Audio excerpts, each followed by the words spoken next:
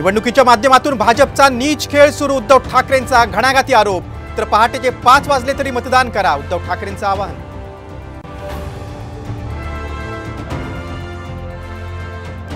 तळपत्या उन्हात मुंबईकर मतदार तासनतास रांगेत, आदित्य ठाकरेंनी निवडणूक आयोगासाठी जारी केला व्हिडिओ।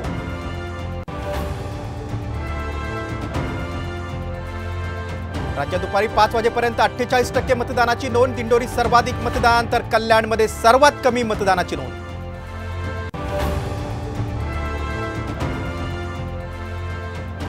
नाशिक आणि दहिसरमध्ये ईव्हीएम बंद, तासाभरापासून ईएम बंद असल्याने मतदारांचा खोळंबा।